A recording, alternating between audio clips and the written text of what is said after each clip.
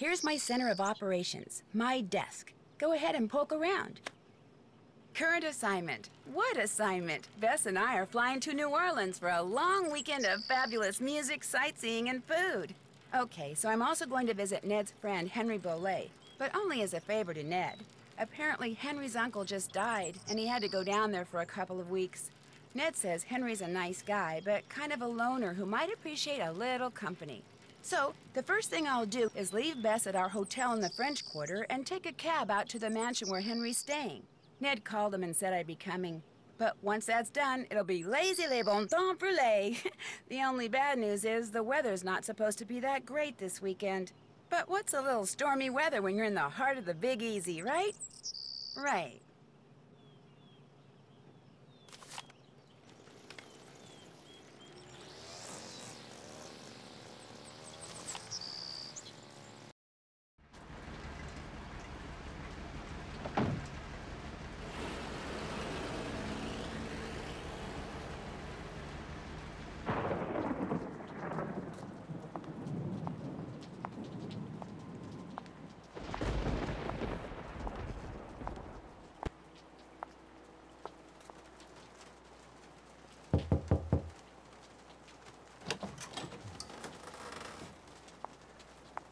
Hello? Anybody here?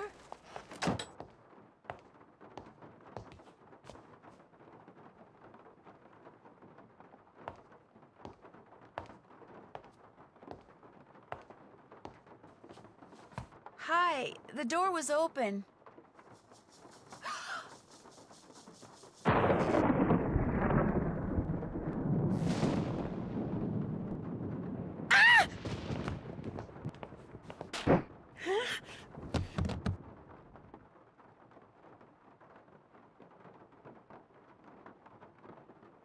Here, drink this. What is it? Something that'll make you feel better. Drink it. Just a couple sips. No thank you. Don't make her drink any of your weirdo concoctions. Then I really will have to take her to the emergency room. You just go back to your phone call and leave us be. Don't pay him any mind. Where am I? You're at Henry Bolet's house, dear, in the library. He and I carried you in here after I found you unconscious in the foyer. Why is it so dark in here? The electricity went out. Lightning must have struck a transformer somewhere. What happened? Can you remember? Well, the front door was open, so I walked in, and then I saw this... Well, I saw a skeleton. And then he saw me. And then the light started flickering, and he threw something at me that exploded. The smoke must have made me pass out. You saw a skeleton? I'm sure it was just someone, you know, wearing a costume or something. I'm Nancy Drew, by the way. I came to see Henry. So we surmised. I'm Renee Amand. I'm Bruno Bolet's housekeeper. That is, I was. This skeleton that attacked you, perhaps we should call the police. No. No emergency room, no police. Things are complicated enough as it is. Henry's feeling a mite overwhelmed. Well, you are looking much better, so I'm gonna get back to my plant potting. You need anything? I'll be outside in the garden. I should call them and keep them on hold for 5 hours and see how they like it.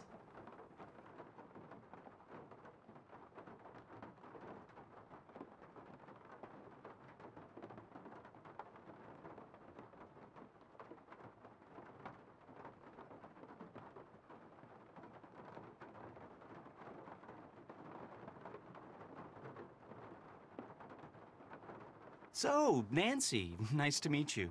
Ned sent you here to check up on me, huh? He's kind of worried about you, that's all. Ned's a nice guy. I mean, I really don't know him that well, just from school. But when I mentioned that my only living relative just died, he was all like, "Yeah? How you feeling, man? You doing okay? Wanna talk?" Of course, I guess I do come across as a little needy sometimes. Were you very close to your uncle? Great uncle Bruno, and no, I wasn't. My parents died in a car crash when I was 8. Since I had no other relatives, he took me in, or should I say he shipped me out. Boarding school, summer camp, military school, college. He may have looked after me, but he never spent any time with me. I didn't know him at all. Yet you came all the way down here for the funeral? Not really. Great Uncle Bruno named me executor of his estate, which means I have to make sure all his bills are paid and debts taken care of so his assets can be distributed. Unfortunately, he couldn't have cared less about little things like keeping records or balancing checkbooks. Dealing with his creditors and their lawyers has been an absolute nightmare. So, thanks for stopping by, Nancy. And now you can report back to Ned that I'm fine and go enjoy New Orleans. I sure can, but I'm not going to. Not until I know who that skeleton man was and what he was doing here and why he knocked me out like that. Look, I can understand you're not wanting to call the police, but somebody should investigate. And since playing detective is kind of a hobby with me... No offense, but are you sure you didn't just pass out from the heat and humidity or something and dream that you saw the skeleton dude? It's possible, I guess. But I'd like to look around just the same. Okay, look around all you want. But I should probably warn you, Uncle Bruno was into exotic pets. Didn't believe in cages, so he gave him the run of the place. And just because he's dead doesn't mean they are. So if you're gonna go poking around, be careful.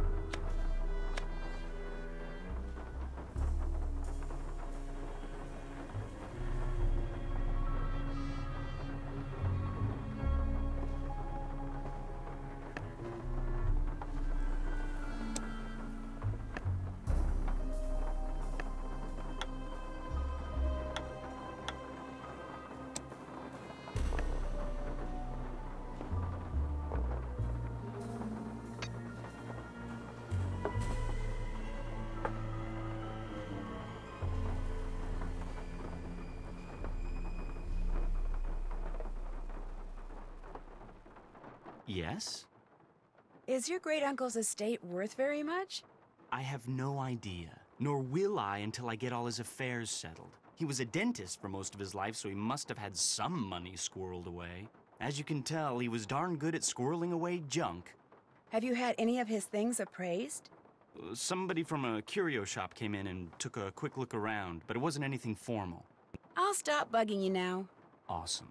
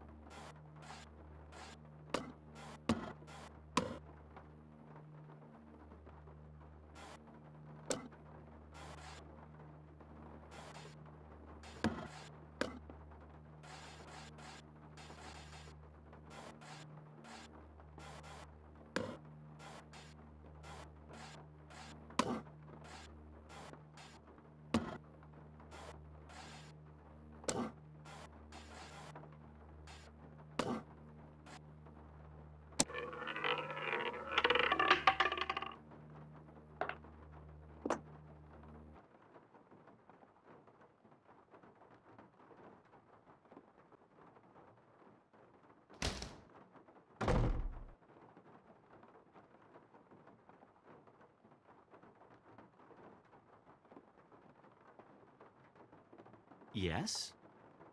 Why is there an empty frame in the gallery in the other room? Apparently someone stole the canvas. Renee says it disappeared sometime after Bruno died. Was it valuable? In a way.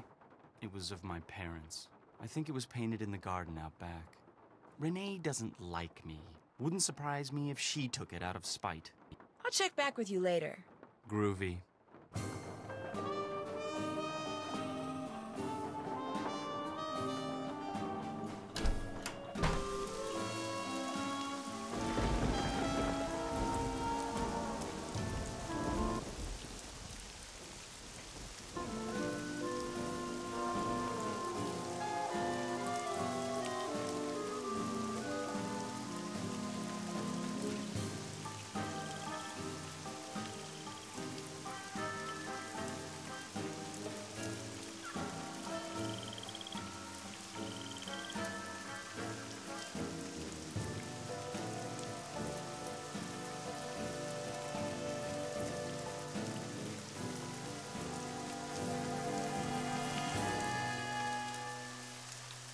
Nancy, welcome to my little lantern-lit corner of the world. Looks like you like to grow things. I do indeed. Herbs mostly. And because I'm in constant need of 'em, I grow 'em in pots. There's nothing quite like cooking with fresh herbs, that's for sure. I don't use these herbs for cooking, darling. Did you and Henry have a nice chat? We talked. Henry's a very morose, very negative young man. Very cunning, too. In fact, I'm fairly certain that he's been selling off Dr. Bolay's belongings on the sly. Won't all of Dr. Bolay's belongings go to Henry anyway? Absolutely not. According to Dr. Bolay's will, Henry is to get 30% of the estate. Dr. Bolay's physician, Gilbert Buford, gets 30%. Our Lady of Route 57 School of Dentistry and Cosmetology gets 30%. And I am to receive 10%. What was in that concoction you wanted me to drink after I got knocked out? Never you mind. It was just a little remedy I brewed up on the spot to help you feel better. Have you ever seen this before? I found it by that scale model of the cemetery that's inside the house. It's a mystery to me. I suggest you ask Henry. He leaves things lying around all the time. I guess it figures I won't notice amid all the other clutter. But I do. I notice everything. How else may I be of service to you? If you don't like Henry that much, how come you're still here? I'm here because Dr. Bolay paid me in advance, and I always fulfill my obligations. I'll see you later. One more thing. I, too, have seen the skeleton man. After Dr. Bolay passed that night, I saw him in the hallway. He was there, then he was gone. So you best be careful, Nancy Drew, because if it was Mr. Death, and I truly think it was, he's come back.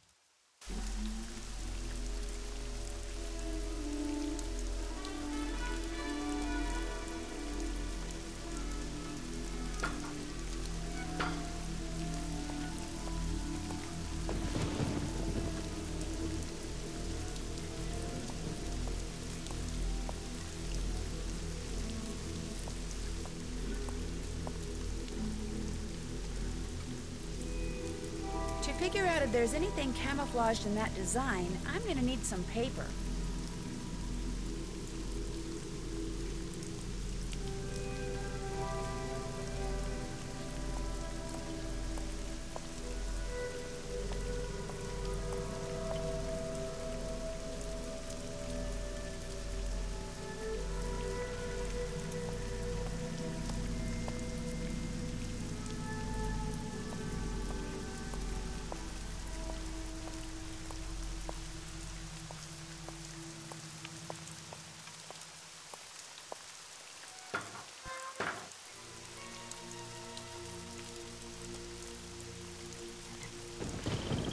Hello again.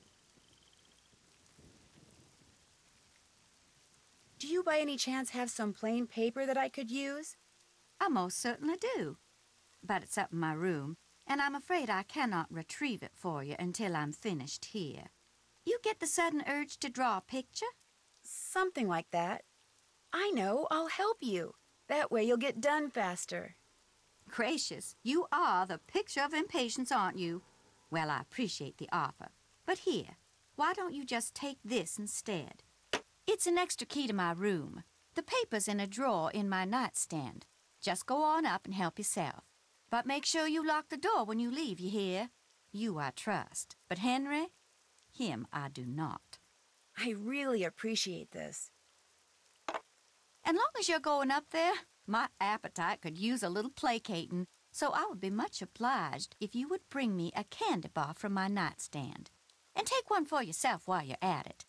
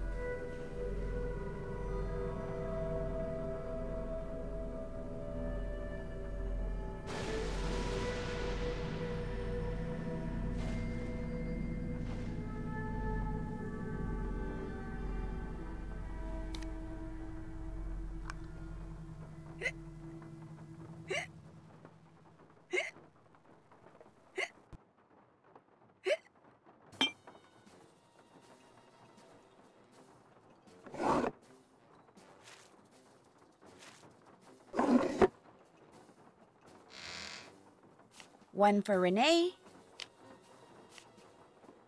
and one for me. Yum. Gosh, these things are good.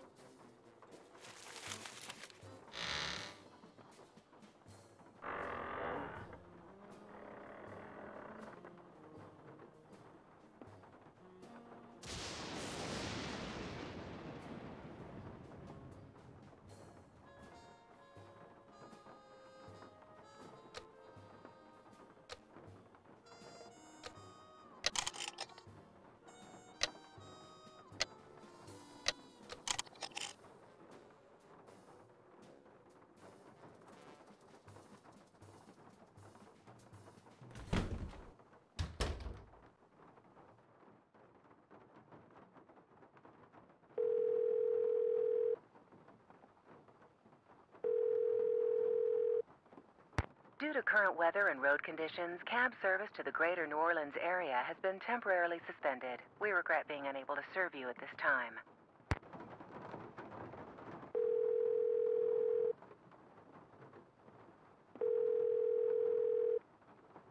Hello? Bess, hi, it's me. Hey, Nance. I just got back from shopping, which I am happy to report is fantastic here. So, what's going on with you? A lot. A lot is in a whole bunch of fun stuff? Let me start by telling you what happened when I arrived at Henry's house. I walked up to the front door and discovered it was open, so I walked in.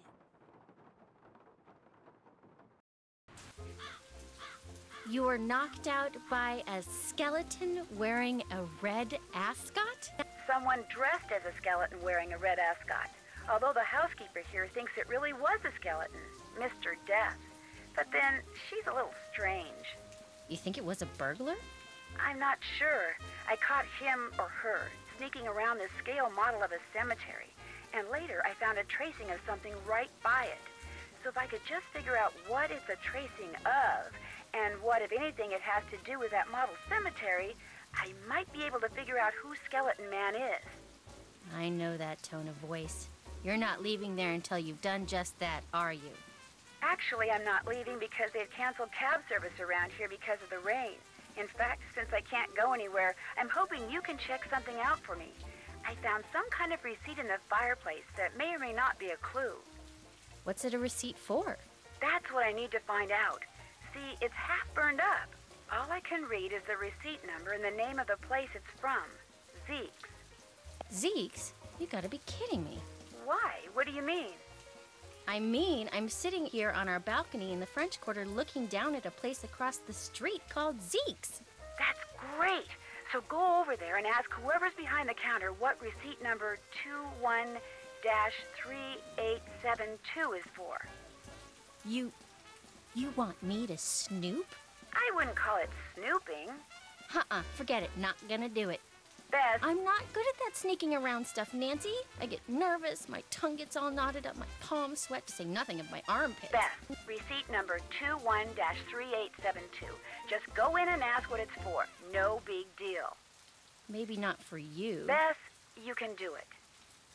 This is not gonna end well, I just know it. Okay, I'll call you as soon as it's over. I'll be waiting.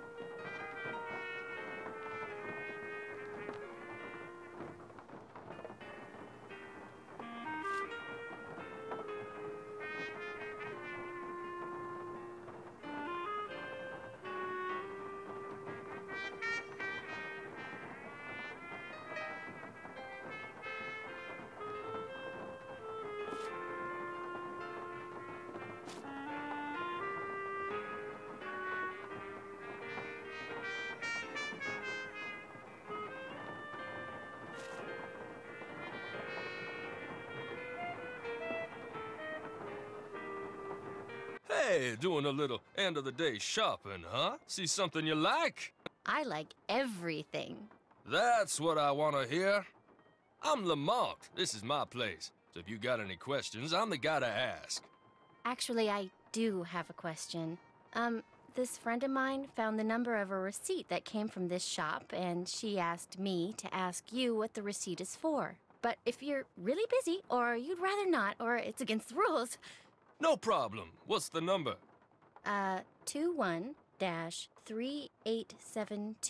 21-3872. Here we go. That ticket was for a large box of assorted unknown items I bought from Henry Bolay. And, that's all I can tell you. Is something wrong?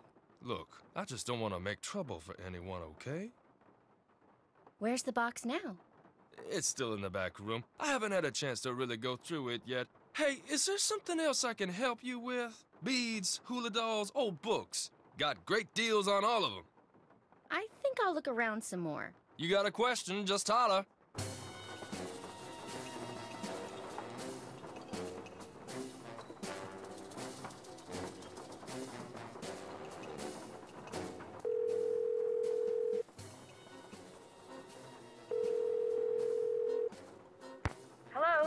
Good news and bad news, Nance. I found out that the receipt is for a box of stuff that Lamont, that's the guy who owns Zeke's, bought from Henry Bolay. No kidding. What kind of stuff did Henry sell him? That's the bad news. The box is in a back room, and it contains assorted unknown items, and that's all Lamont would tell me. Said something about not wanting to get anyone in trouble. So, looks like that's that. No. You've got to get into the back room and find out what's in that box. Which means you're probably gonna have to, you know... Oh, no. I'm not going to snoop, Nancy Drew. I told you, I'm a lousy snooper. You've got to, Bess. I have no way of getting down there, and seeing what's in that box could be really important. Could be? I'm supposed to risk life, limb, and liberty for something that could be important? Yes. No. Bess, please, just find a way to distract this Lamont guy. Look through the box and leave. You can do that, okay? You owe me, Nancy Drew. Oh, do you owe me? Oh, you're the greatest. You really are.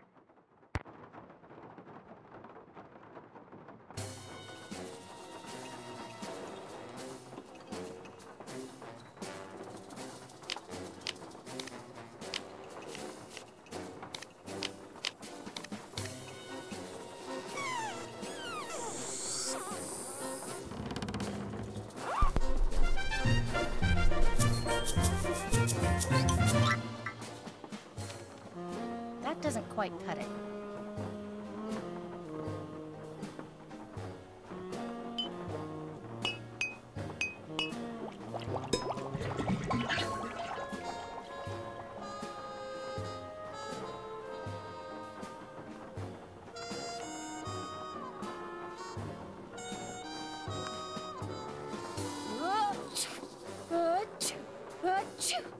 This might come in handy.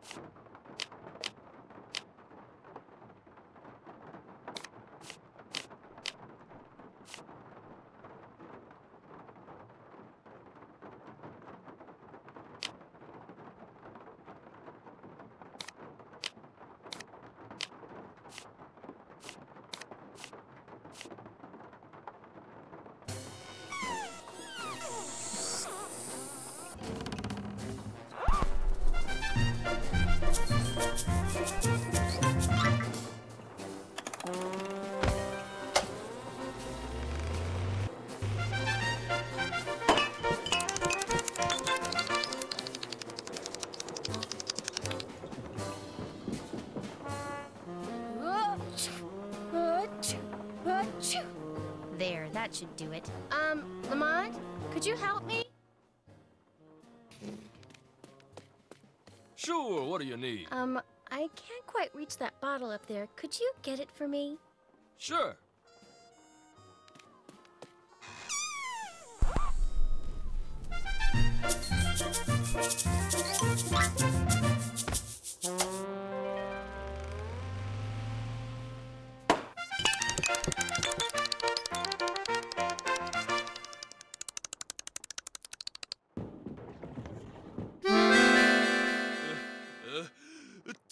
Oh no! Oh my gosh! Oh shoot!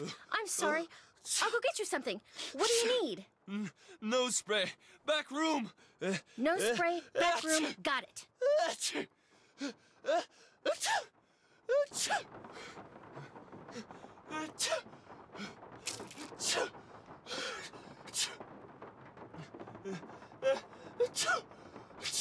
I need to go through that box for Nancy, then get the nose spray for Lamont.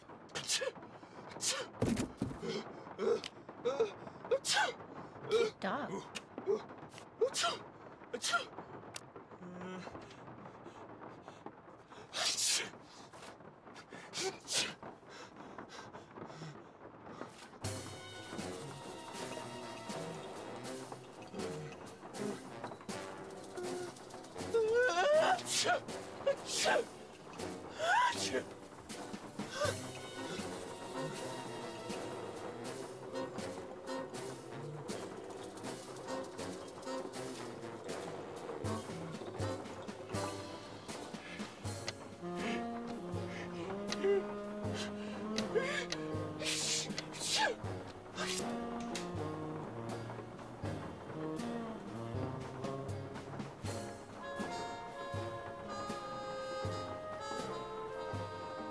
Whoa, this is weird.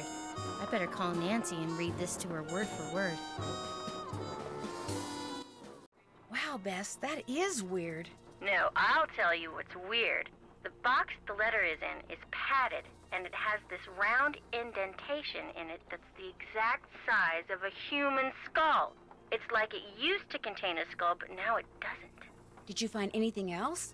Yeah, inside the box that this box is in, there's a couple of photographs. One's of a boy and a dog, and the other is of an iguana dressed up like a pirate. What? And there's a costume in the box of a skeleton man. Really? Thought you'd like that. Good job, Bess. I'm gonna poke around here and see if I can find out anything about a skull called the Whisperer. You better go take care of Lamont. Would you believe it? The guy is still sneezing. He must keep nose spray around because something's wrong with his sinuses. Oh, he's gonna hate me.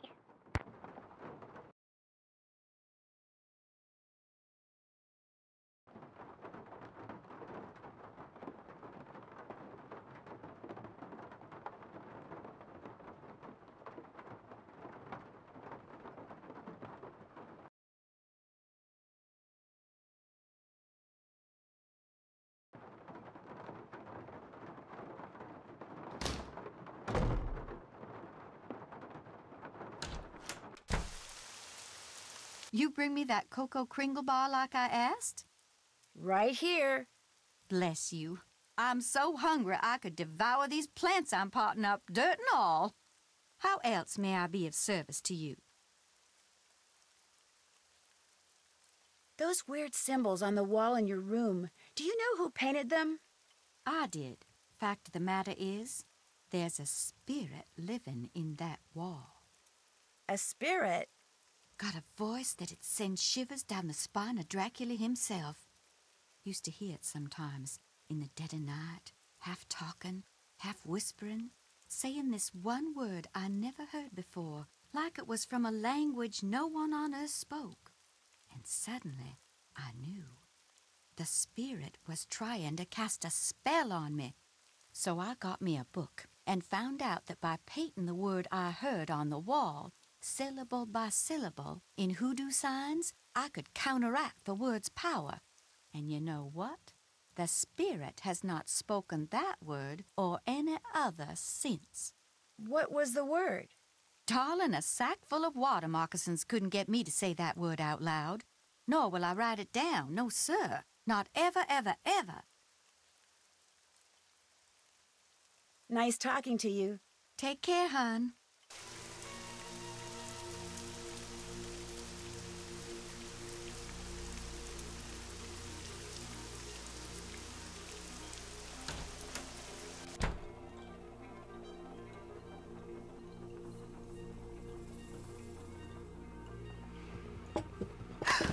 What was that?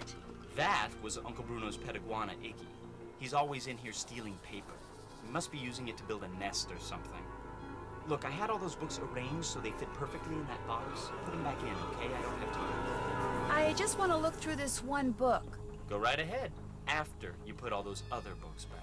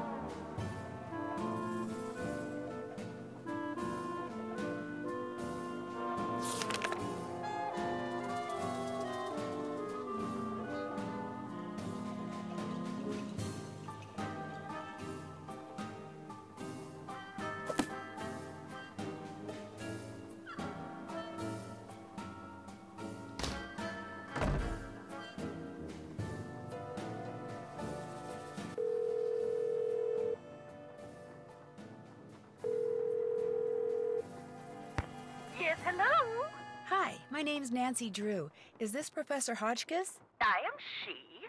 Nancy Drew. Your name has a ring to it. Do I know you? Yes, as a matter of fact, we met a little while back in Wisconsin. Oh, yes. You were the delightful young lady doling out the samples in the tasting room of that cheese factory. Yum, yum. No, I met you at Wickford Castle. That's ridiculous. There was no cheese tasting room at Wickford Castle. No, we were both guests there. I found a journal written by Marie Antoinette which you translated. Remember? Thanks to you, suddenly all I can think about is how wonderful a nice big slab of Colby cheese would taste right now. Listen, Mandy, I'm on a deadline, so if you could please just tell me why you called. But my name isn't... Deadline! Let's cut to the chase, shall we? Chop, chop. Did a man from New Orleans named Bruno Bollet ever call you? Ah, now there's a name you can remember. Bollet. Nice and French. I'm a scholar of French history, you know. Yes, I know. So did Bruno Bollet call you? Indeed he did. Oui, oui. Why did he call, if you don't mind my asking? Because he had read my book, of course. The Crystal Skulls. Fact or fable, one of my best efforts. Sold like hotcakes, smothered in a rich, tangy lemon sauce. Did he say anything about owning one of the skulls himself? I would have hung up on him straight away if he had. I tell you, Brandy, if I had $1 for every crackpot who's called claiming to own one of those skulls, I'd be able to dine at the Russian tea room every evening for the rest of my life. All right, that's a bit of hyperbole, but you get the picture. No. If memory serves, we talked mostly about the skull called the Whisperer. He wanted to know if I had learned any more about it since my book was published, which I hadn't, or if I had any theory as to what happened to it, which I didn't. And that was the extent of your conversation? Well, now, let me think. My, such insatiable curiosity, Nellie. You remind me of someone I encountered on one of my journeys. But for the life of me, I cannot remember her name or the circumstances. Nancy Drew? Wickford Castle? Ah! The eyes have it. I'm sorry? That's what Bruno Bollet said when I turned the tables and asked him if he had any idea where the Whisperer was. He said, the eyes have it.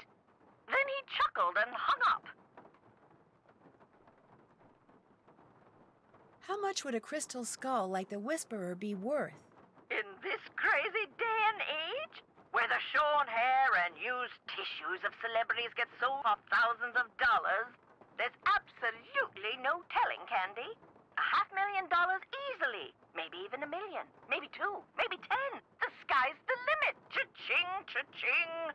If someone found a skull made of crystal, how could they be sure it's one of the crystal skulls? Wonderful question, Francie. How indeed? Because there are sure to be thousands of fakes out there. Perhaps tens of thousands. But remember, the real skulls were made long before the tools commonly used for carving today were invented. Which means, let's put on our thinking caps. If tests show that a skull is only a couple of 100 years old, then it's a fake? Ah, would that crystal contained carbon? Because if it did, carbon dating could be used to determine its age, much like carbon dating is employed to determine the age of bones and religious relics. But what is crystal? Quartz. What is quartz? Silicon dioxide. No carbon. No carbon, no carbon dating. No, to determine a crystal skull's authenticity, you must examine it for marks left behind by modern-day tools. Mind you, the marks on a good fake would be microscopic and thus imperceptible to the human eye. However, any thorough laboratory analysis would quickly unmask a counterfeit. So the only way to prove that a skull is the real deal is by proving it's not a fake? And by examining its provenance, its history of ownership. If it can be shown that a particular specimen has been passed along from antiquity into modern times and didn't just suddenly appear in, say, Germany in the mid-19th century, that would tend to support its authenticity as well. The idea that the Whisperer can make its owner immortal, do you believe that? I believe that things that defy any so-called rational explanations happen all the time, Nessie. Now, does that mean there are mysterious external forces at work in the universe of which we do not and cannot ever have full knowledge? Or does it all boil down to us? If the human heart desperately wants something to be true, does the human mind have the power to make it true? Who knows? Oh, questions, questions, questions. Oh, how dreary life would be without them. In your book, you said that all the people who've ever owned the Whisperer were murdered, yet Bruno Bollet dropped dead of a heart attack. Are you saying the Whisperer was in his possession after all? The scallywag! Why didn't he tell me that? Oh, that's right, I would have hung up on him. Well, if that's the case, then I strongly suggest you take a close look at his so-called heart attack, Sandy. Because if he owned the skull and he died, I guarantee you it was at the hands of someone else. Or my name's not Beatrice Gertrude Winifred Hotchkiss. I'd better go. Thank you. Toodaloo!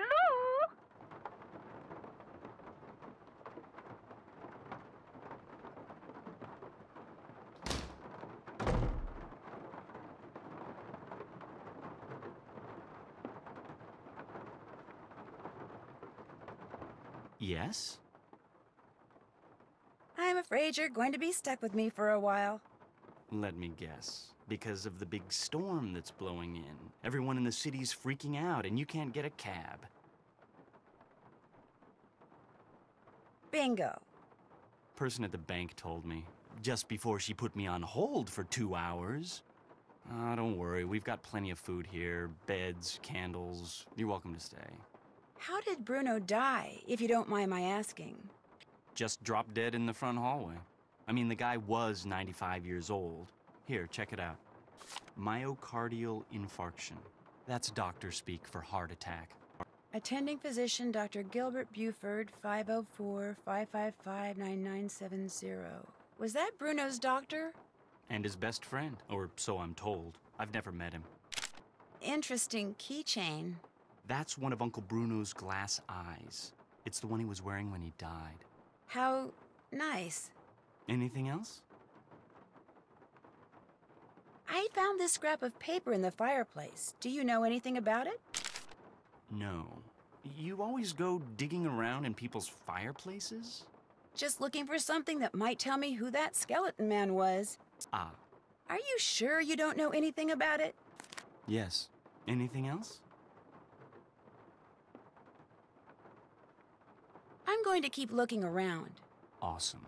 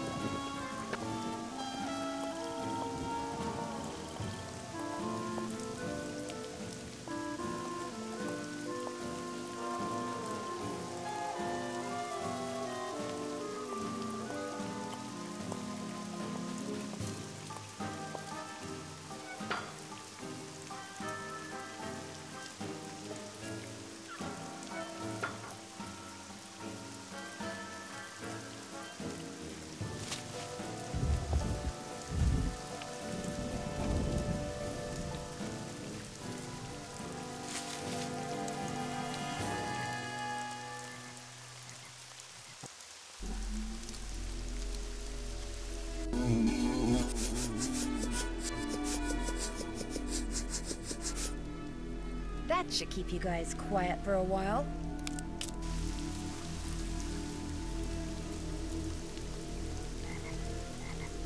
Hello again.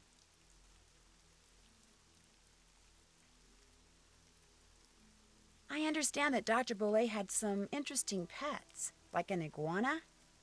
That man never met a creature he didn't like. He'd train them to do all kinds of silly tricks, then let 'em run free, inside the house as well as out. Do you know how he went about training them? I surely do not. Don't get me wrong. I liked Dr. Bolay, I truly did. But I swear, sometimes his activities made as much sense to me as bathing in a bayou full of gators. Did Dr. Bolay ever say anything to you about a crystal skull? He may have referred to it as the Whisperer. No, he never so much as mentioned a crystal skull, whispering or otherwise. Were you in the house when Dr. Bolay passed away? I was indeed. I was in the library cleaning when all of a sudden I heard a big thump. I hurried out to investigate, and sure enough, there was Dr. Bolay lying by the front door. And as I rushed over to him, the door opened and in walked Gilbert Buford. He took one look at Dr. Bolay and hollered at me to call 911, so I ran back into the library and did just that. When I came back out, Gilbert was leaning over Dr. Bolay, listening for breathing, I suppose, and then he started pushing up and down on his chest, but it was too late. Even I could tell that Dr. Bolay was gone. What was he doing by the front door? I assume he saw Gilbert coming and was going to open the door for him. Not that there was any need. As you yourself discovered, people around here seldom lock their front doors during the day. But you know, in the back of my mind, I have always wondered about Gilbert Buford showing up at the door at that exact moment. What can you tell me about the painting that's missing from the frame in the gallery? Very little, I'm afraid. I didn't notice the picture was gone until after the reception following Dr. Bolay's funeral. I cannot even tell you what it was a picture of. If you don't mind my asking, what's in that little pouch you wear around your neck? Things. Secret things. Things that give me special talents when special times demand them. People usually laugh when I say this, but this pouch is my connection to the energy that powers the universe. Oh. Well, at least you didn't laugh. I'll see you later. Take care, hon.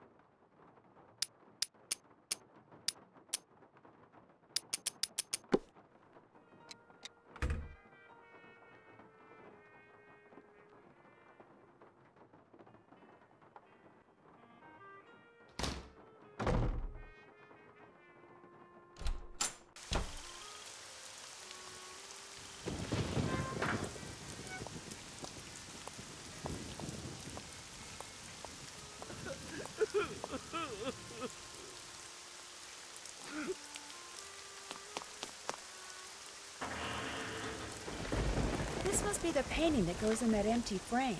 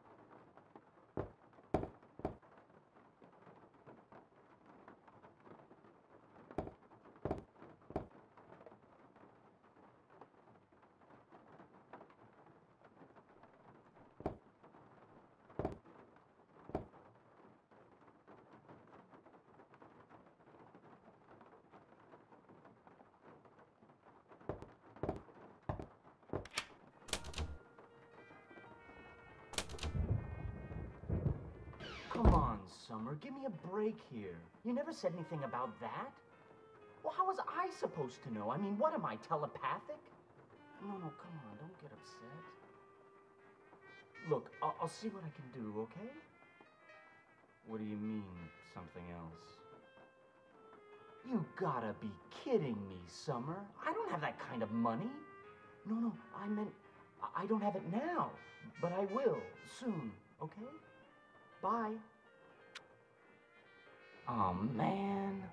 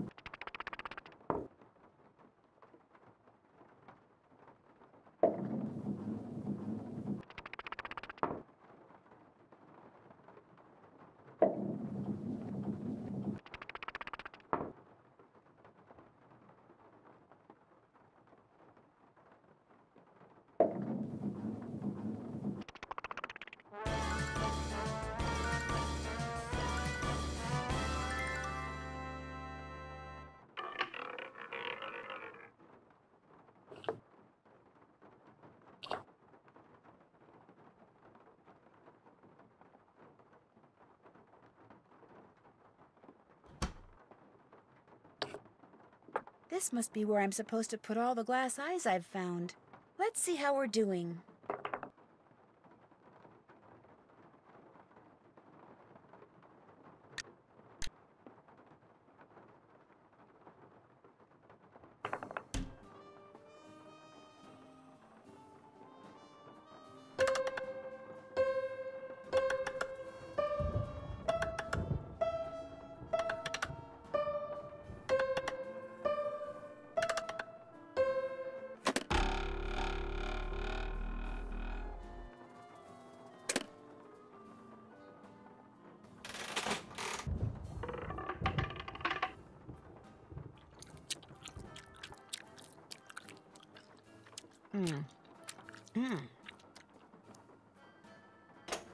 Gotcha!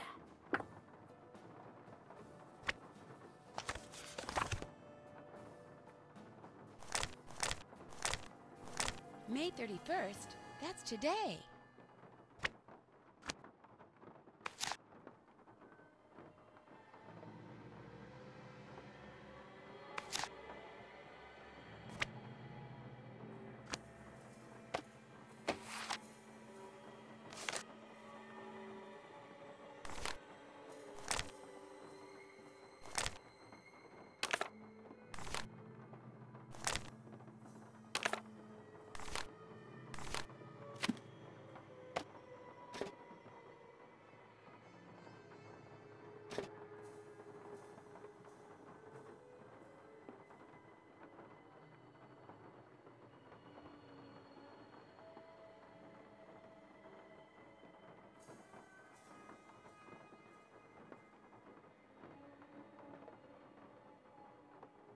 Here, Iggy, Iggy, Iggy.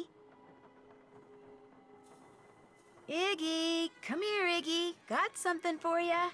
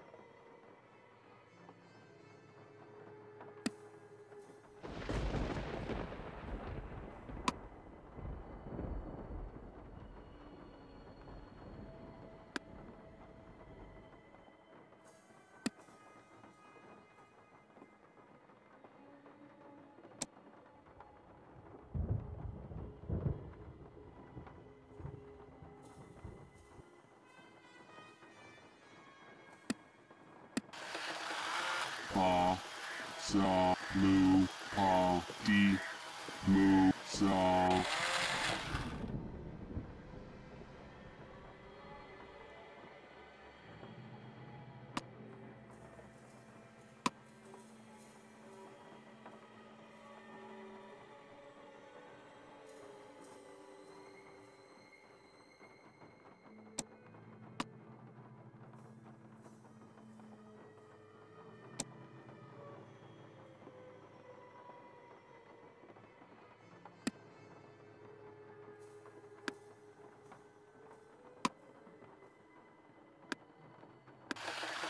Pa, sa, mu, pa, di, mu, pa.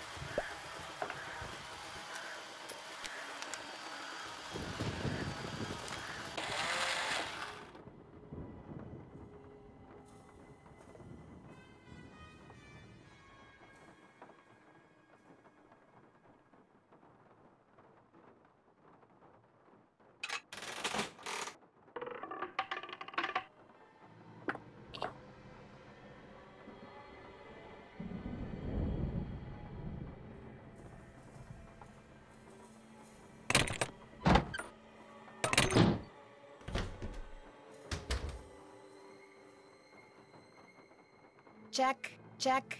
I haven't done that.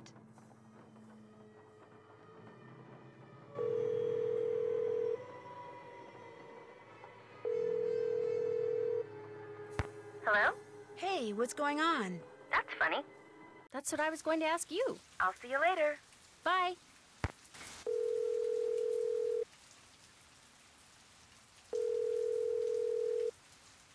Hello?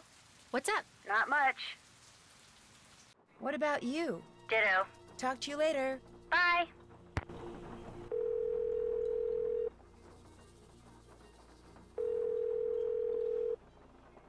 This is Dr. Gilbert Buford's answering service. How may I help you? I need to talk to Dr. Buford. Could you maybe give me a number where I can reach him? No, ma'am, I cannot. Is this an emergency? Sort of. I mean, it's not a medical emergency. See, I'm only going to be in town for a short time, and Dr. Buford and I have this mutual friend who died recently, and I just really need to talk to him about it. Need some consoling, huh? Yes, I need some consoling. That's it exactly. Well, tell you what. It's against the rules to give you his phone number, but I can tell you that now that he's all but retired, Dr. Buford spends most of his evenings at his favorite gumbo stand down in the French Quarter. If you really need to talk to him, you can probably find him there. Great. Do you know the address? It's at the corner of Rampart and Domain. Did you say Rampart and Domain? I did indeed. Granny Pumpkin's Cajun Cooking. They make some darn fine gumbo. Thank you. Thank you very much. You're welcome, and I'm truly sorry about your loss. My loss? That mutual friend of yours and Dr. Buford's? Oh, right. Thank you. That's very kind of you. Bye.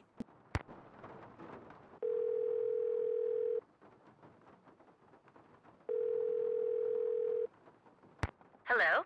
Hi, Bess. It's me. So what's been happening? Tell me everything. Well, let's see. Since the last time we talked, I was just about getting ready to... Interesting stuff. But the reason I called is, I need you to talk to this doctor named Gilbert Buford, who, as it turns out, likes to hang out at a gumbo stand called Granny Pumpkin's Cajun Cookin', which should be right across from our hotel. You just want me to talk to him? That's it? Nothing nefarious? No black ops stuff? He was Bruno Bolet's doctor, and apparently his best friend, too. I just need for you to see if he thinks there was anything weird about the way Bruno died. What do you mean by weird? I mean, I kind of think maybe Bruno was murdered. Murdered? By whom? That's what I'm trying to figure out. Everyone's a suspect at this point. Including this Gilbert Buford guy? Well... Great, I'm gonna be chatting up Jack the Ripper. Oh, I'm sure the guy's fine, but be subtle, just in case. Well, I can see the gumbo stand from our balcony. If he's the guy that's sitting down there, I guess he looks harmless. Okay, I'll go talk to him. Thanks, Bess. Let me know what happens. Cheerio. Good evening. What can I do for you? A bowl of gumbo, please. There you go.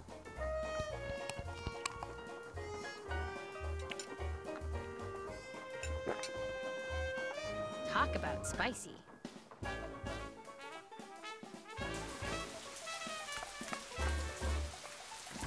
Why, hello, young lady. How kind of you to grace an old man with your lovely presence. My name's Bess Marvin. I'm looking for Dr. Gilbert Buford. Well, it's a pleasure to report that I am he. Do you mind if I join you? Of course not. A little lively discourse would brighten this gloomy evening considerably. This here is my favorite spot in the whole city. Delicious gumbo, pleasing view, particularly now, I might add. I'd like to ask you some questions about Bruno Bolet, if that's okay.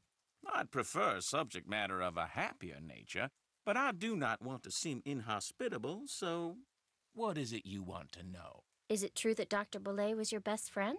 Well, now, I was certainly his best friend, but I cannot honestly say that he was mine. Fact is, while socializing with my fellow man, particularly with pretty young women such as yourself, has always been a source of pleasure for me, Bruno was just the opposite. Unfortunately, the older he got, the more numerous his idiosyncrasies became, and the less concerned about their negative effect upon others he became. How exactly did he die? He died of a myocardial infarction, most likely caused by age-related atherosclerosis. Dying of a heart attack is all too common for people who are socially isolated, and Bruno Bollet had most certainly become that. Did they do an autopsy on Dr. Bollet? No. Given Bruno's advanced age and the absence of any indication of foul play, an autopsy was deemed unnecessary, and the body was cremated according to Bruno's wishes. I hear that you're a member of the Jolly Rogers crew. Is that true? Perhaps I am. Perhaps I am not. I'm sure someone as charming and attractive as yourself has her share of secrets, too. Am I right? Be that as it may, just what is a crew? Crews are organizations whose primary purpose is to put on parades during Mardi Gras. They also put on fabulous parties. Very private parties. Members only. Some consider crews to be private clubs. Secret societies is a term others have used. However, back in the 1990s, the city decided not to issue the Jolly Rogers any more parade permits, unless they opened their crew to pretty much anyone who wanted to join. So, refusing to be blackmailed, they chose instead to simply not put on parades anymore. As far as the city is concerned, the Jolly Rogers no longer exist. Are you saying the Jolly Rogers do still exist? Perhaps. Perhaps not. Dr. Bollet's housekeeper says you just happened to walk in just as he was having his heart attack. Is that true? Indeed it is. I hadn't seen him for a while, so I picked that day to pay him a visit. I walked up to the front door, found it unlocked as usual, opened it, and there he was, lying on the floor in obvious distress. The next thing I know, his housekeeper came running in and started shrieking and carrying on, until finally I sent her out of the room so she could summon an ambulance, and I could once again hear myself think. Well, let's see. Then I knelt down and saw that he wasn't breathing. So I pulled him away from the doorway so I'd have more room to work on him and began chest compressions.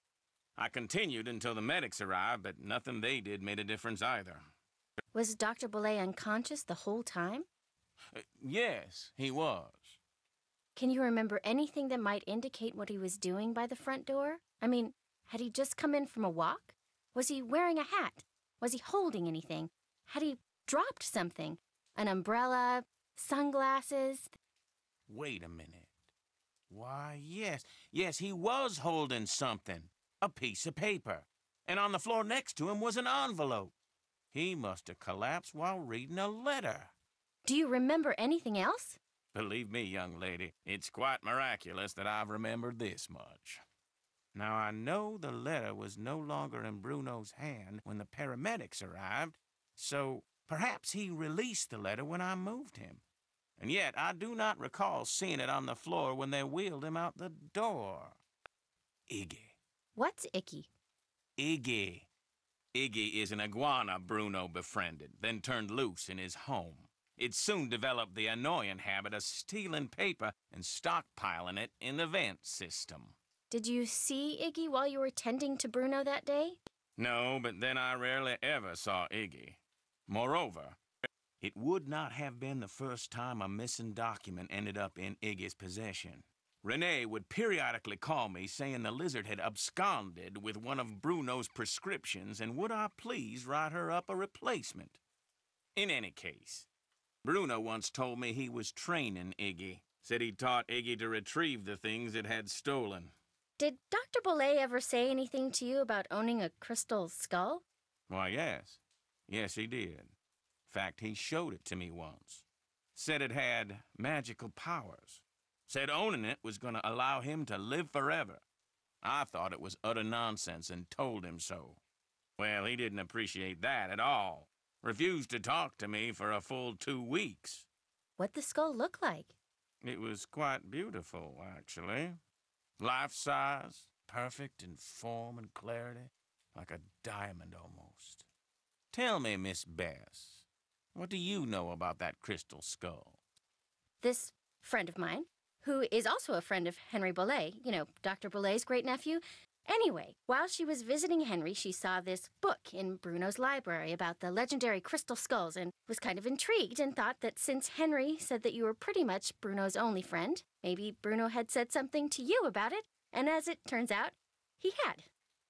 That's all I know. I see. Well, much as I'd like to believe that skull holds the key to immortality, I'm afraid Bruno's passing proves it's worthless. Although it would make an attractive paperweight, as I recall. Tell your friend not to give it another thought. Do you think it's possible that Renee caused Dr. Bolet's death by, say, hoarding the pills from those missing prescriptions and giving them to him all at once? No. Had he died of an overdose of the medications I had prescribed, the manner of his death would have been quite different. But he died of a heart attack. Of that I am certain.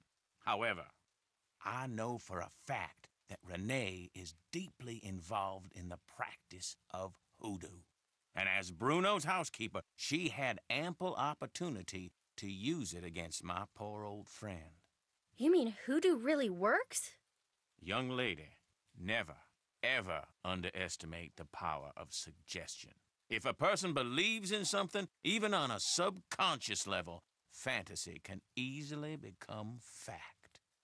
And who knows what rubbish Renee filled Bruno's mind with? Drink this, don't eat that. This brings good luck, that brings bad, day in and day out. Even if he said he didn't believe a word of it, who knows how much his subconscious was absorbing? He was very old and vulnerable. So could Renee have caused Bruno to have that fatal heart attack? There's not a doubt in my mind she could indeed. I've bugged you enough. It's been a pleasure, I assure you.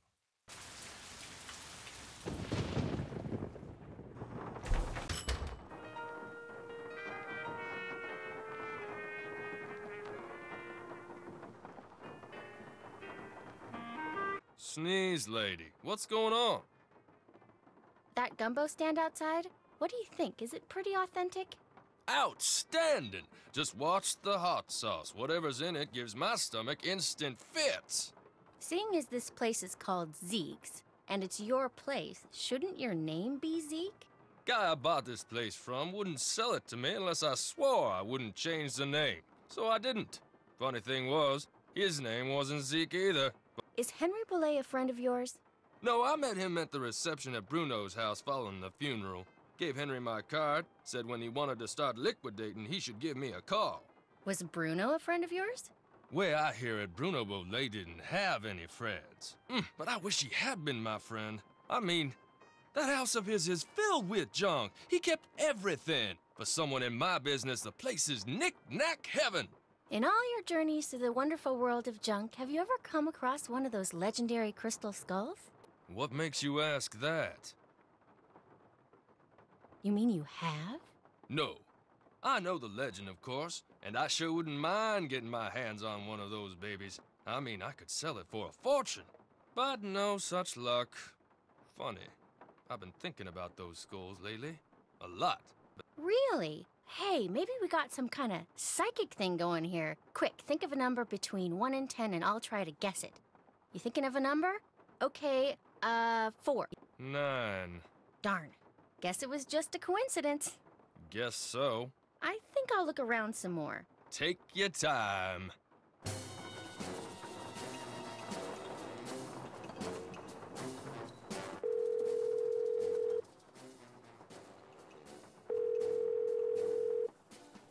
Hello? Bess here. Oops. Looks like Dr. Buford decided he's had enough gumbo. He's not at Granny Pumpkin's anymore? Nope. But here's what else I've learned since I talked to you last.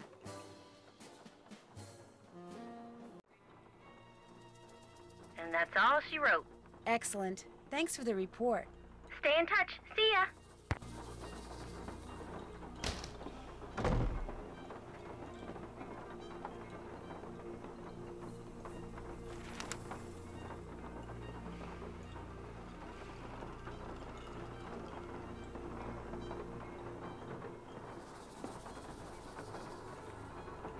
That looks like the right name.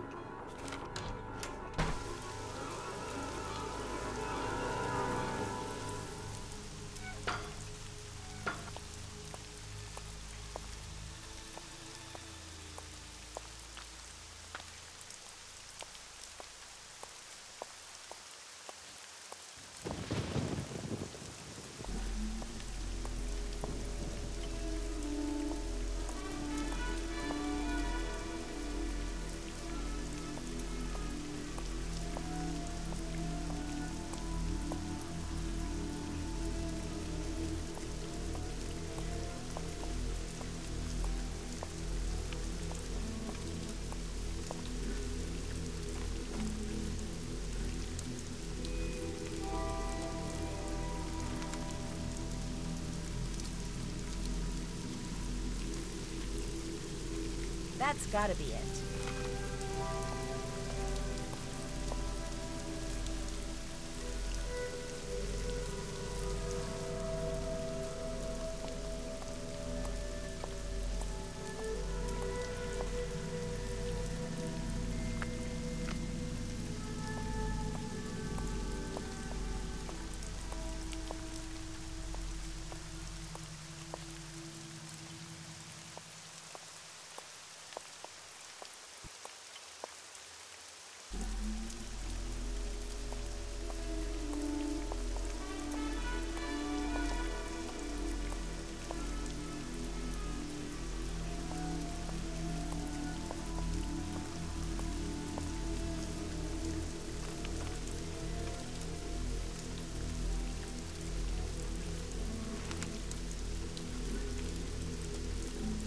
That looks like the right name.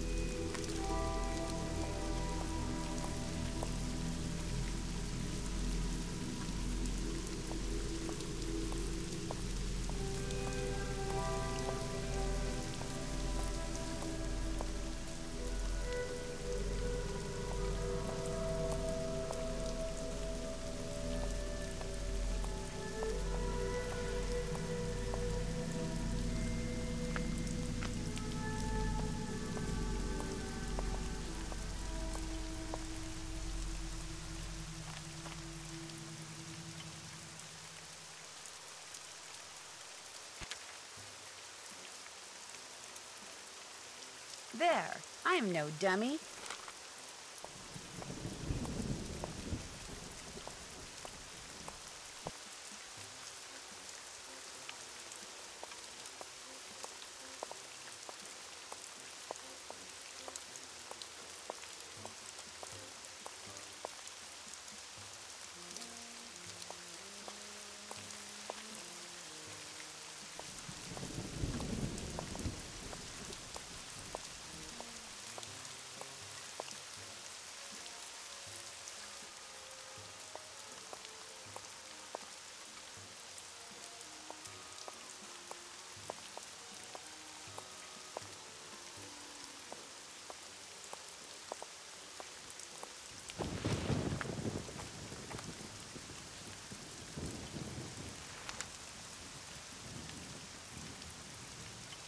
That looks like the right name.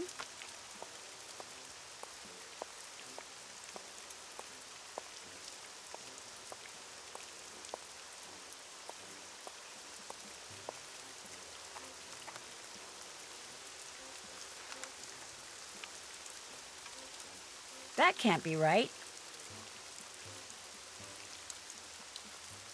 Let's hope Neil is lying down by now.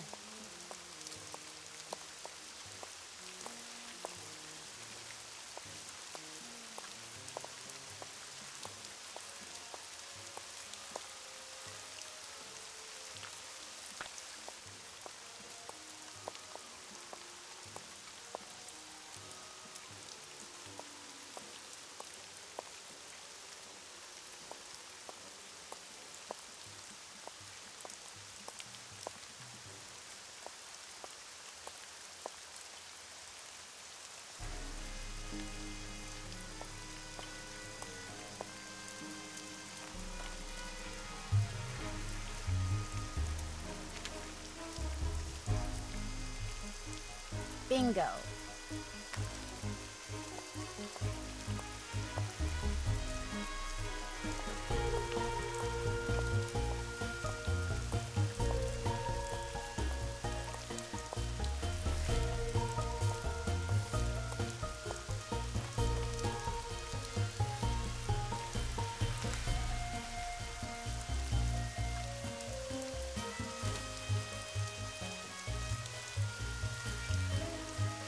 Smells right to me.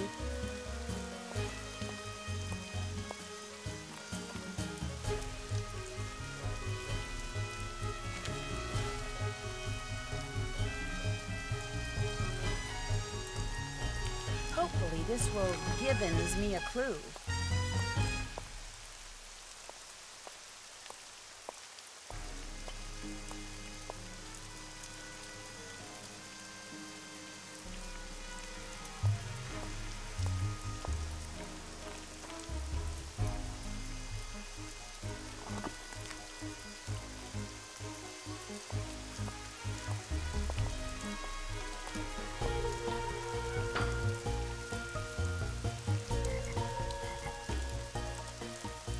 Hello again. Did Dr. Bollet by any chance ever mention the name of his dog to you? Well, now, seems to me he did say he had a dog once, way back when he was a young'un. But when it comes to its name, I'm afraid I'm no help at all. That shovel over there with the interesting handle, do you think I could borrow it? Dr. Bollet took great interest in that shovel. Don't know why. He never used it. Just like to see it hanging there. Me, I use it to dig up roots. You mean like tree roots? No, I mean roots like tannus, black cohosh, valerian. Roots that in the right hands are very special, very powerful. However, right now I need mushrooms. I was hoping to get 'em picked tonight, but from the looks of all this potting I still have to do... I'd be happy to pick them for you. Why, what a generous offer. All right, then. I need 5 painted conchs. They're mushrooms that have got a short, fat stem and a large bell-shaped cap covered with big red dots. You might find 1 or 2 here in the garden, but you'll have better luck in the boggy part of the cemetery. You get me 5, no more, no less, and I'll let you borrow that shovel. Deal. You can put 'em in this bag. How else may I be of service to you? I'll see you later. Come see me any time.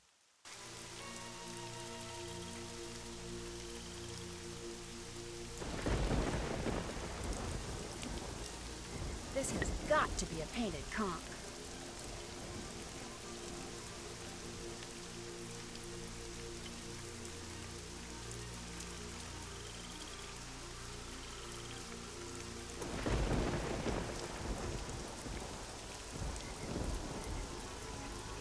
Another painted conch. Yes!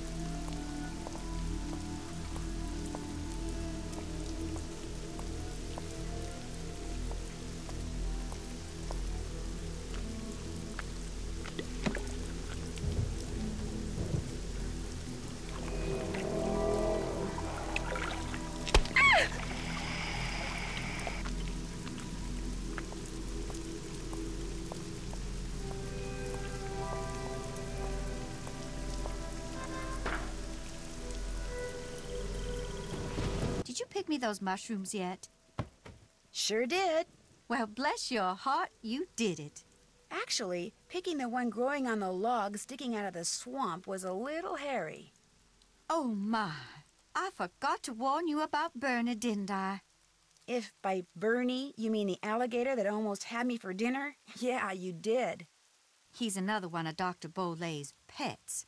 He'd kick that log to get Bernie's attention, then feed him marshmallows. Problem is, now that gator leaps up and snaps every time someone so much as touches that log. I should have said something, but I've gotten so used to Bernie, I just plain forgot. Anyway, feel free to help yourself to that shovel. You earned it. I'll leave you to your potting. Come see me any time.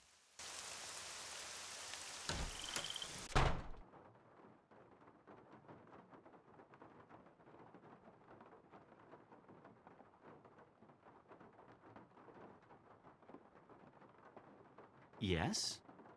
Do you think I could borrow your keychain? The one that has Bruno's glass eye on it? You want to borrow it? What for? Actually, all I really want is the eye. I mean, it's just so cool. What if you break it? If it's on a chain, it can't be that fragile. I don't think I want to take that chance. Sorry. The box of your great-uncle's things that you sold to Zeke's curio shop, that was a no-no, wasn't it? What box of things? I don't know what you're talking about. I checked out that half-burned receipt from Zeke's that I found in the fireplace. Well, somebody screwed up somewhere because I haven't sold anything to anybody. Why would I sell one lousy box of stuff when I'm about to inherit a whole house full of stuff? Get real. You sold it because you needed some quick cash in order to keep Summer happy, didn't you? How do you know about her? Playing detective is actually a lot more than a hobby with me. I could make a lot of trouble for you, Henry, but if you come clean, tell me about Summer. She's this girl I'm in love with. I think she loves me back, but she's so unpredictable it drives me nuts. How is she unpredictable? I never know what's gonna make her happy. Like, just before I left, I took practically every bit of cash I had and bought her a bunch of CDs.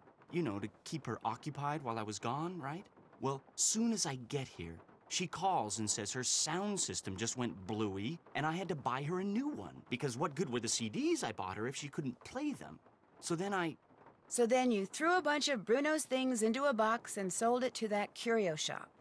Yeah, I wired her the money, but then she called and said she also needed new headphones. Next call, it was new speakers, and now she expects me to buy her a flat-screen TV. When I try to talk to her about always wanting more like that, she gets really mad. But I'm afraid if I don't give her what she wants, I'm afraid she'll dump me, and I couldn't take that. I mean, she's the only girlfriend I've ever had. Ever will have, probably. Look, you don't need to go telling Renee or any of those lawyers about selling that stuff, right? I guess I could just forget all about it. Especially if you were to, say, do something for me. I know. You still want the glass eye? Take it. Go ahead. It's all yours. You want something, I want something, take it and we're even, okay? Well, it's not like you sold off half the estate or anything. $300. That's all I've gotten out of his estate. I swear. Go on, take it. I was naughty, but from now on I'll be nice, I promise. Did you know that Bruno was a member of a group called the Jolly Rogers? No. Should I care? It was actually a crew that disbanded in the early 90s. Don't know anything about it, sorry. Do you know anything about the crystal skull that was in that box of junk you sold to Zeke's? There wasn't any crystal skull in that box. Are you sure? It would have been inside another box. Well, I did throw in some smaller boxes. Like I said, I was just grabbing stuff. Was it valuable? All I really know for sure right now is that it's missing. Great. Be just my luck to have sold something that wasn't junk to that glorified trash collector. How come your great-uncle's crypt is in the garden and not in the cemetery?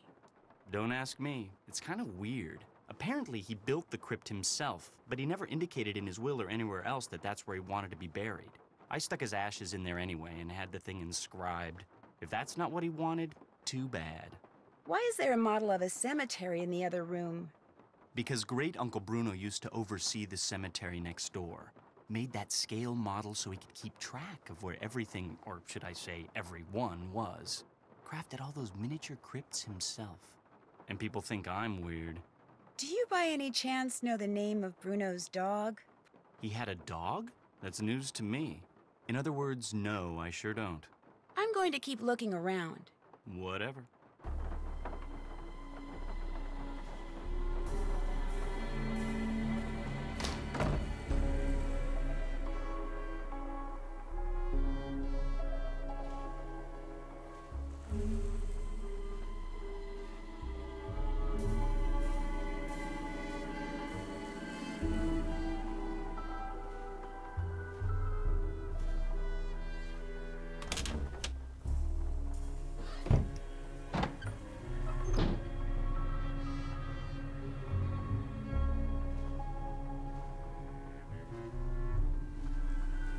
Iggy, how about a nice, juicy loquat?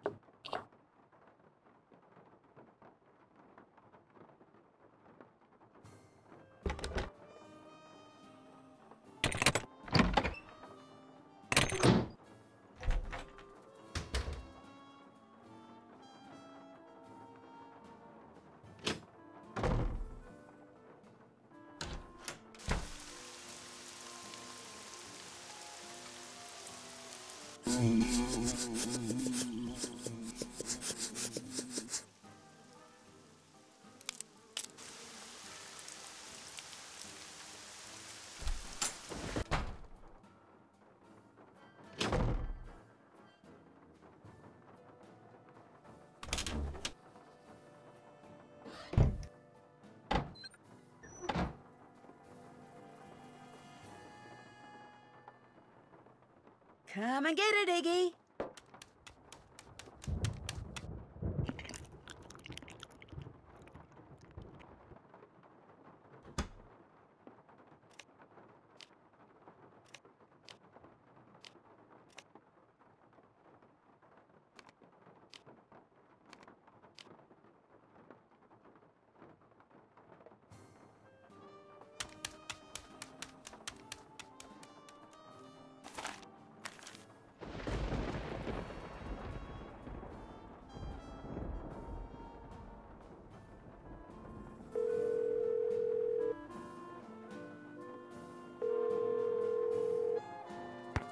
Yeah? Is this Milo Research and Technology? This is Chaz, Milo. Service forwarded your call to my cell. What do you want? Are you all right? I'm at the gym. On the treadmill. It's called multitasking. Well, about the letter you sent to Dr. Boulay, you know, where you told him the skull was a fake, I was just wondering... I never told him that. Never told him what? I told him that skull was authentic. No, you said in the letter the skull was carved using modern instruments. I said all the tests I ran proved the skull had been hand-carved and hand-polished. Probably took decades to make. But the letter Dr. Boulay got said just the opposite. Then the letter he got must not have been the letter that I wrote. Are you saying the crystal skull is real? Hey, I'm not saying it's magic or anything. I'm just saying it wasn't made using 19th century, 20th century, or 21st century technology. Hey, look, I'm gonna hang up now. If I try to talk anymore, I'm gonna pass out. Just one more question. Did you send that letter saying the skull was authentic to anyone else? No, just Dr. Boulay. I heard he died recently. Good thing I billed him up front. Yeah, well, thanks for your help. No problem.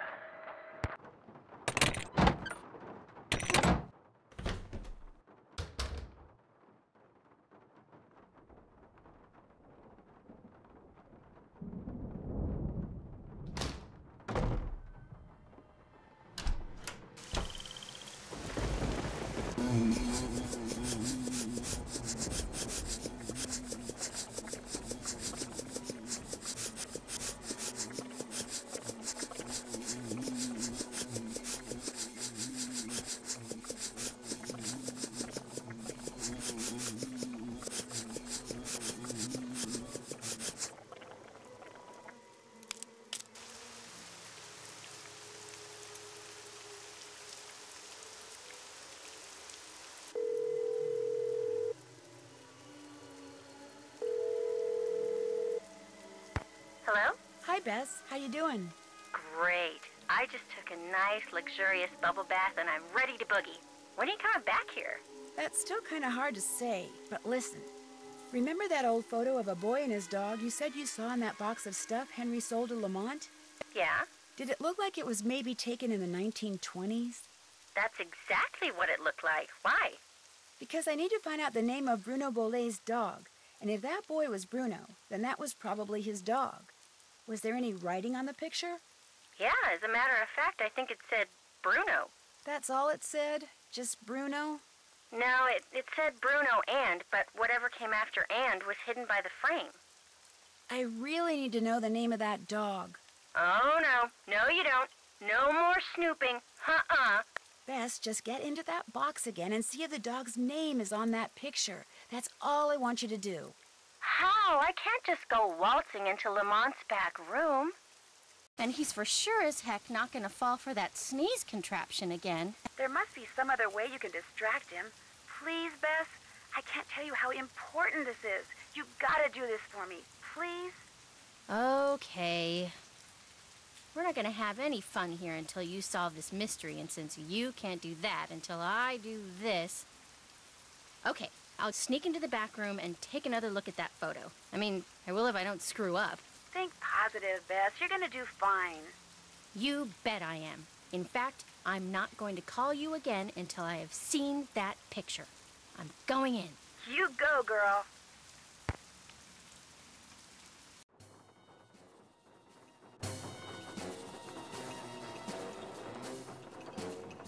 Hey! You know, I still feel guilty about that sneezing thing, so how about I go and get you a nice big bowl of gumbo? Just so happens I'm starving, so hey, you got a deal. Great. I'll be right back.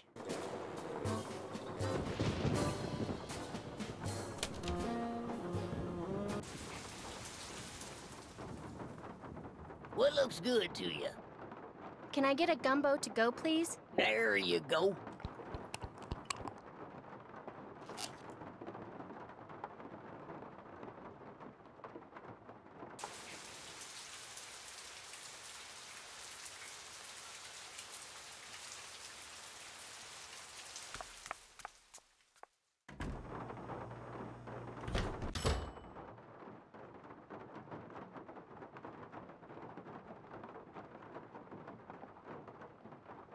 That my gumbo? There you go. Enjoy.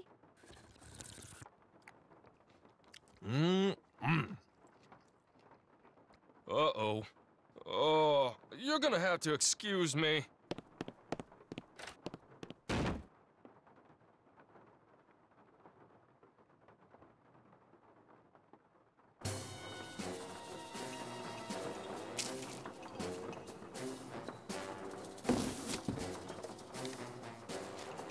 Uh-oh. I better get out of here.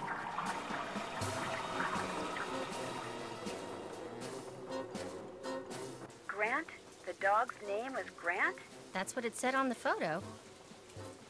Kind of a weird name for a dog, huh? Yeah, well, Bruno Bollet was kind of a weird guy. Hey, thanks a lot, Bess. You've been a huge help. I'll tell you, being sneaky takes a lot out of me. I'm exhausted. I still don't know when I'll get back there, so just kind of hang loose, okay? Story of my life. Call me if you need me. I will. Bye.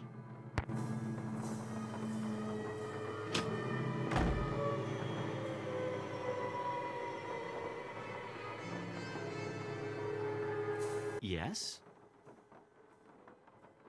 I'll stop bugging you now. Sounds good.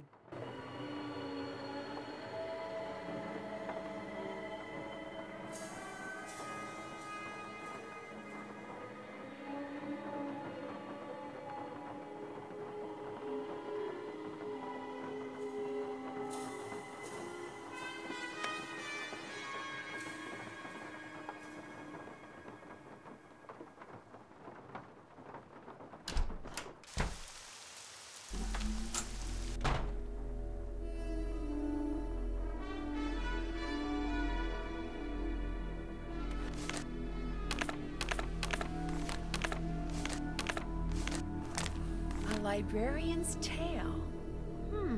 Something Bruno Bollet wrote in that Tired Eyes book mentioned the librarian's eye. Here we go. A Librarian's Tale.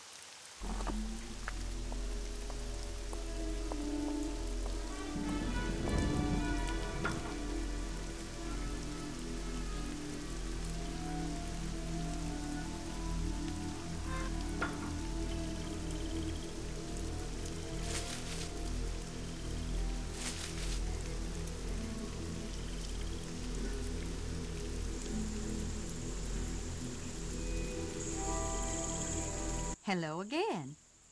I think I found the letter that Dr. Bolet was reading when he had his fatal heart attack. Iggy the iguana had taken it. Apparently, Dr. Bolet did have a crystal skull and believed possessing it would make him immortal. So he had it tested, and the lab sent him its findings in this letter. Read the second paragraph. My analysis showed that the skull, while made of remarkably pure crystal, was carved using modern instruments. In layman's terms, the skull is a fake. My guess is Dr. Bolet believed in the skull so completely that when he read it was a fake, he was totally devastated, and his heart just stopped. But what I don't quite understand is, why did you tell me you didn't know about the crystal skull when this letter indicates you did? All right. Dr. Bolet told me about the skull. As you said, he believed with all his might owning that skull was the reason he was still going strong at 95. I lied to you because, well, for one thing, Dr. Bolet swore me to secrecy. And for another, he kept the skull hidden. And up until just this minute, I wanted to be the one who found it. Do you have any idea where the skull's hidden? None whatsoever. Oh, my. This makes me feel just terrible. You see, getting the skull tested was my idea. When Dr. Bolet told me about it, I was skeptical and that troubled him. So I helped him find a private laboratory where we could take it so any and all doubts would be dispelled once and for all. I certainly did not anticipate that the truth would result in his keeling over and dying like that. Well, now that I too know that the skull's a fake, I can stop fretting over its whereabouts. In fact, I should probably thank you and Iggy for setting me straight. I'll see you later. Come see me anytime.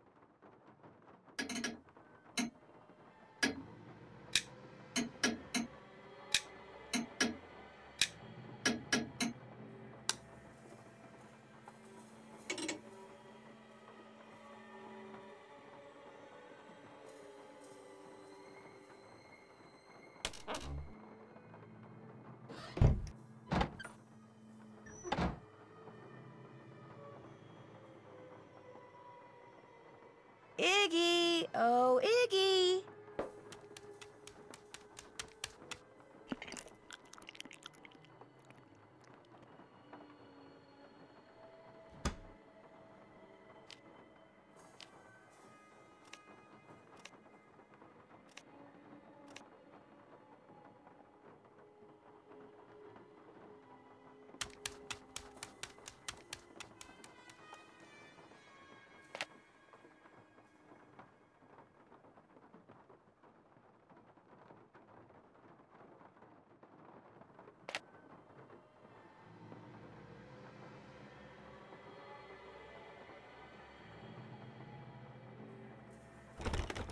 There must be another way out.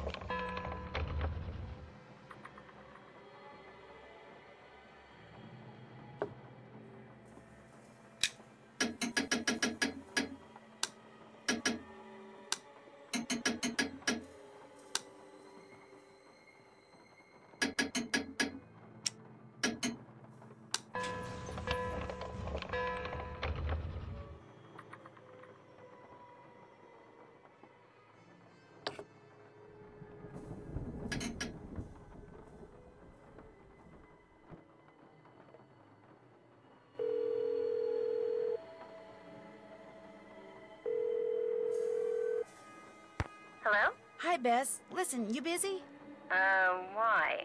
I need you to do something for me. What?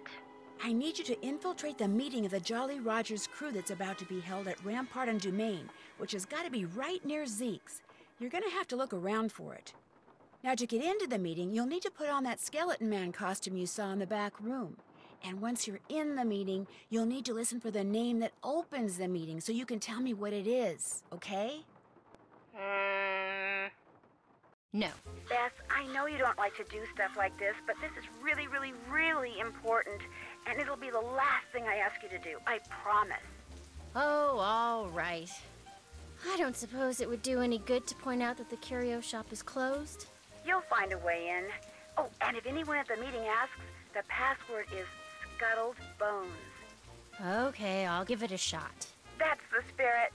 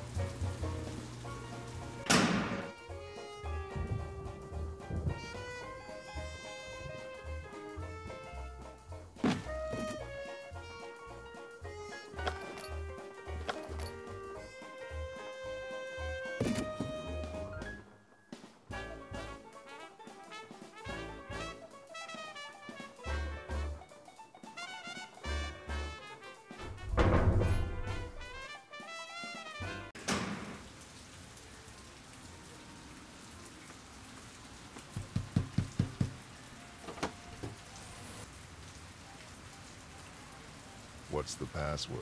Password? Right. Let's see. Scuttled bones.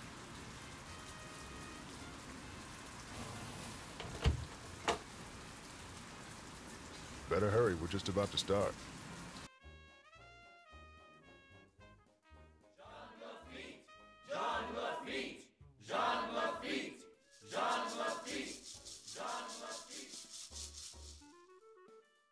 Welcome, my fellow Jolly Rogers. that voice. We have several pressing matters to discuss this evening, so let us begin. As you may or may not have heard, certain city officials are attempting to deny us the right not only to gather in public places during the Mardi Gras season, but they have also seen fit to... Shoot, I forgot to turn off my cell phone. It seems we have an uninvited guest. Get him! Let go! You're making a big mistake! Let go of me! Look, I'm not here to make trouble. You're making a big deal out of nothing. Can't we just talk about this? Where are you taking me? If you just let me explain. Why, it seems our trespasser is of the female variety. Let's have a look. That's right. You know me and I know you, Dr. Buford. And I also know that you were the one who attacked my friend over at the Bolay Mansion today. And if you don't tell me why right now, I promise you, you are going to be in one big world of hurt. The young lady's clearly upset about something. Clarence, take over the meeting while I try to find out why she's making all these crazy accusations. They're not crazy and you know it! I will tell you everything, Miss Marvin, in private. And he did. He told me everything, Nancy. I bluffed him into confessing. You would have been so proud of me. Oh, and before I forget, the name they chanted at the start of the meeting was Jean Lafitte. Jean Lafitte. Great. Now, what did Dr. Buford tell you? Okay. First off, he said that with his dying breath, Bruno Bolay directed him to steal the painting of Henry's parents and lock it up in Henry's parents' crypt. Bruno seemed to think that way Henry would wind up with the crystal skull instead of somebody else. So Dr. Buford dressed up in his skeleton man costume, stole the canvas, and hid it in the crypt like Bruno asked. That must have been when Renee saw Mr. Death. But then, Dr. Buford had second thoughts and decided to heck with Henry. He wanted that crystal skull for himself. So this afternoon, he dressed up in his skeleton man costume again and snuck into Henry's house so he could get the key from that mini cemetery and retrieve the painting he'd left in that crypt, knowing the painting would somehow lead him to the skull. Only I walked in on him and ruined everything. Right. And now that we're onto him, he says he no longer wants the skull. He's embarrassed that he allowed his superstitious side to get the best of him and says whoever finds the skull is welcome to it. At least that's what Dr. Buford said. Uh-oh. Uh-oh what? I told him you were looking for the skull. That's all right. Actually, I told him you were on the verge of finding it. Why would you tell him that? I don't know, I got carried away. So if he lied to me, and he really does still want the skull, then he might come after you. He left right after we talked, and I don't think he went back into that meeting. What if he's on his way over there? Don't worry, I'll be fine. Why don't you just... Whoa, that bolt of lightning was huge. Anyway, why don't you just go relax, and I'll be back at the hotel before you know it, okay? Bess? Hello? Bess, you there? Nope, she sure isn't.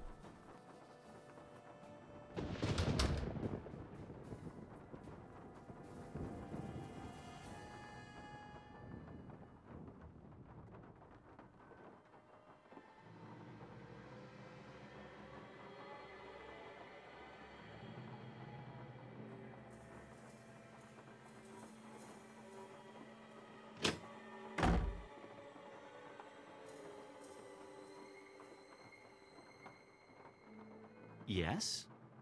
I'll let you get back to work. Whatever.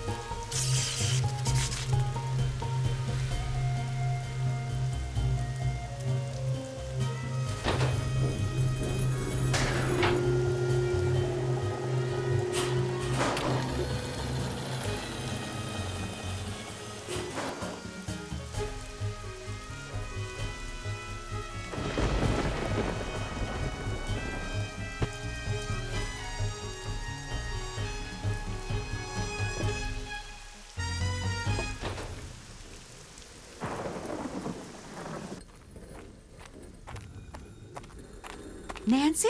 That you in there? Goodness sakes, gal, what on earth have you gone and done? The lid's closing and I don't know how to stop it. Here, I'll pull you up. Toss what you're holding up here, then give me your hands. Come on, you best hurry. Here it comes. Renee, a little help, please? The crystal skull. After all that scheming, how do I finally get it? Why, this nice little Yankee gal just hands it to me. Renee, help me. Hurry, please. Thank you, Nancy. Bye now. No, you've got to help me. Renee! Renee!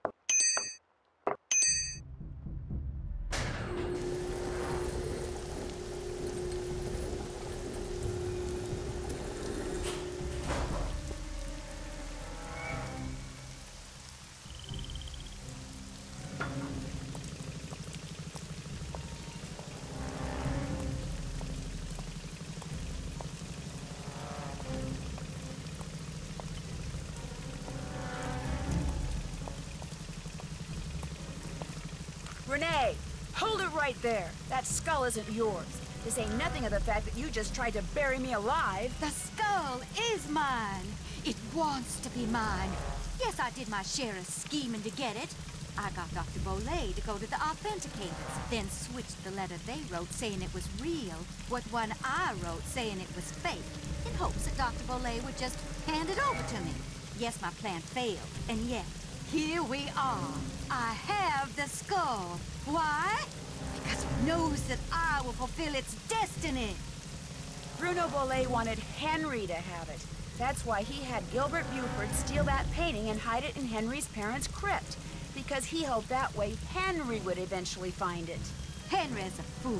If he ever got his hands on this, he would just turn around and give it to that trashy girlfriend of his. Dr. Bolay, he just wanted it because he was terrified of dying. Gilbert Buford, too. And that Lamont fella, he just wants to sell it to the highest bidder. But me, my motives are pure.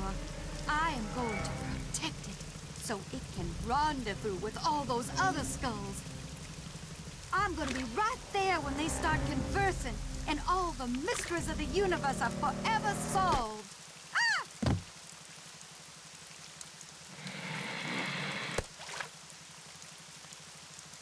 No! No! No! Come back!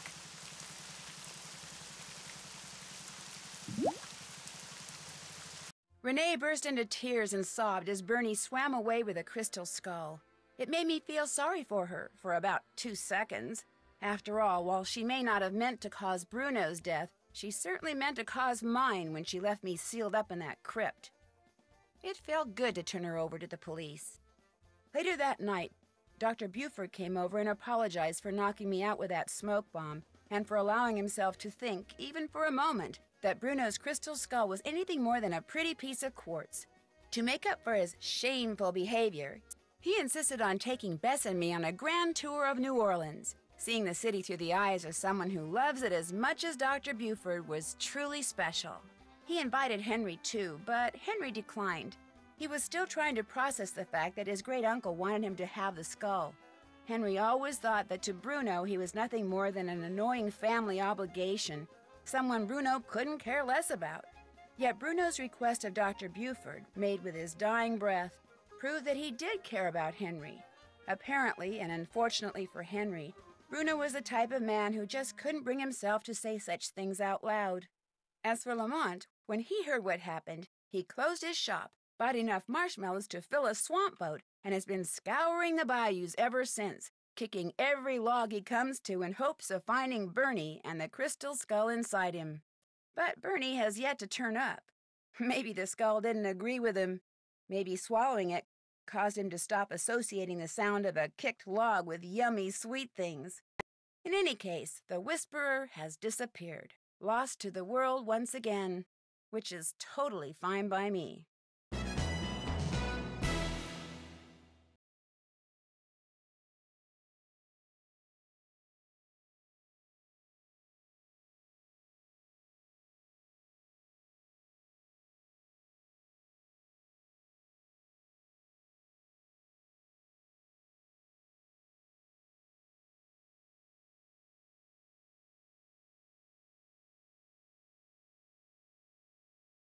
Talk about a detective's dream come true. The Italian police called me personally and requested that I travel to Italy and help them stake out a suspected thief in Venice. Unfortunately, what started out as a simple assignment in a city filled with canals, gondolas, and romance quickly morphed into a full-fledged undercover operation, and I soon found myself trapped in a maze of lies, disguises, and danger. Help me find my way out by joining me in my next adventure, Phantom of Venice.